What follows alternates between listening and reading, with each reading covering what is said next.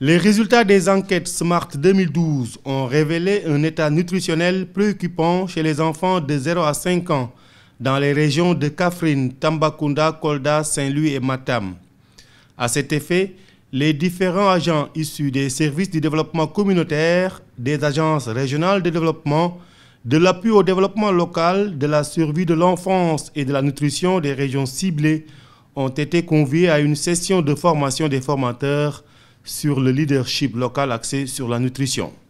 Aujourd'hui, dans nos collectivités locales, il est plus que jamais nécessaire d'être imprégné et être sensibilisé donc dans ce sens, parce que les questions de nutrition sont liées également aux questions de développement. Le binôme développement local et nutrition présente des liens apparents revisités lors de cet atelier.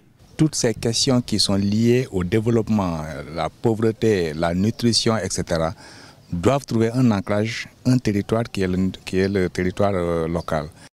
Pour satisfaire les privations prolongées des besoins fondamentaux de l'être humain et densifier ses relations de travail avec les acteurs locaux, la cellule de lutte contre la malnutrition change de cap et mise sur les collectivités locales.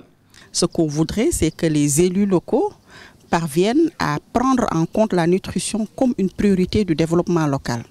Que nous tous, nous soyons au même niveau d'information par rapport au concept de nutrition, de malnutrition, mais aussi par rapport à l'objectif qu'on s'était fixé, qui est d'arriver à la fin à avoir à intégrer dans tout ce qui est mécanisme de planification des outils qui permettraient la prise en compte de la nutrition.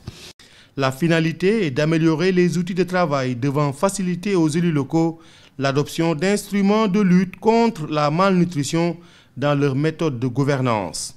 Et nous pensons que les processus de planification, les processus de budgétisation doivent être davantage sensibles à la question de la malnutrition pour un développement local plus équilibré. Au sortir de cette formation, les participants vont sensibiliser les acteurs locaux et développer des plans de démultiplication et de formation des élus locaux au leadership local.